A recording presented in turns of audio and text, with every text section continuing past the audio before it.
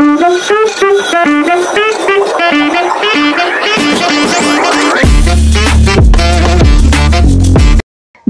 যারা ভারতে ভিসার জন্য অপেক্ষা করছেন তাদের জন্য আজ সত্যি একটা সুসংবাদ নিয়ে এলাম। জানুয়ারি থেকে সব ধরনের ভিসাই কিন্তু চালু হবে, যদিও ট্যুরিস্ট ভিসা নিয়ে নিশ্চিত কোনো তথ্য এখন পর্যন্ত জানা যায়নি। ট্যুরিস্ট ভিসা ছাড়া অন্যান্য যে সকল ভিসা, যেমন মেডিকেল ভিসা তো মাস্ট বি অবশ্যই আছে, সাথে ডাবল এন্ট্রি বলেন, এরপর স্টুডেন্ট ভিসা বলেন, বিজনেস ভিসা থেকে শুরু করে সব ধরনের ভিসাই কিন্তু জানুয়ারি থেকে ওপেন হবে। আমার কিছু ভিডিওতে কিন্তু আমি আপনাদের জানিয়েছি জানুয়ারির 1st অথবা 2nd উইকে ভিসা ওপেন করতে পারে, বাট এখন আমি বলছি 1st 2nd আসলে এই ধরনের কোনো ডেট জানা যায়নি। বাট জানুয়ারি থেকে যে সব ধরনের ভিসা ওপেন হবে এই ব্যাপারটা একদমই 100% নিশ্চিত হওয়া গেছে। যারা এতদিন অপেক্ষা করছেন ভারতের ভিসার জন্য তারা আর কিছুদিন অপেক্ষা করুন। এখন অযথা কিন্তু দৌড়াদৌড়ি করে কোনো দালালকে আপনারা বেশি টাকা দিয়ে ভিসার জন্য অ্যাপ্লাই করতে বলবেন না বা ভিসার জন্য দৌড়ঝাঁপ করবেন না।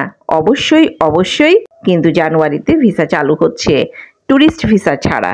ট্যুরিস্ট ভিসার ব্যাপারটা নিয়ে এখনো কিন্তু তেমন একটা আলোচনা হয়নি বা জানা যায়নি। ট্যুরিস্ট ভিসা ছাড়া অন্যান্য সব ভিসা কিন্তু জানুয়ারি থেকেই ওপেন হতে যাচ্ছে। আর এই ব্যাপারটা নিয়ে কিন্তু আরো বেশি নিশ্চিত হওয়ার আরো একটা কারণ আছে, যেমন নয়াদিল্লিতে 2 ধাপের প্রশিক্ষণ কর্মসূচিতে অংশগ্রহণ শেষে গত মঙ্গলবার সন্ধ্যায় হাই কমিশনে কূটনৈতিক সাংবাদিকদের সঙ্গে এক মত বিনিময় করার সময় প্রণয় ভার্মা যে কথাগুলো বলেছেন সেই কথা থেকেও কিন্তু কিছুটা আমরা আঁচ করতে পারি। যেমন তিনি বলেছেন, চারদিকে পরিবর্তন ঘটলেও কিন্তু দুই দেশ মানে বাংলাদেশ এবং ভারত সত্যি একে অপরকে এমন কিছু দিতে পারে যা পেতে তাদের অন্য কোথাও যাওয়ার দরকার নেই। ভারত এবং বাংলাদেশ পরস্পর একজন আরেকজনকে কিন্তু অনেক কিছু দেওয়ার আছে, আর ভারত সেই সম্পর্কটি সেভাবেই গড়তে যাচ্ছে।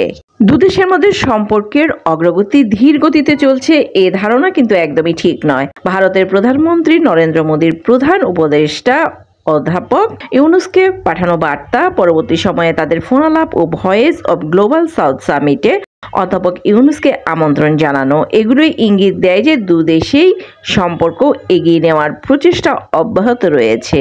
আর ভিসার যে ব্যাপারটা আছে সেটা নিয়ে তিনি বলেছেন, কেবল বাংলাদেশের যে পরিমাণ ভিসার অনুমোদন করে ভারত সরকার তা অন্য সব এম্বাসির সম্মিলিত বা একত্রিত সংখ্যার চেয়ে কিন্তু অনেক বেশি।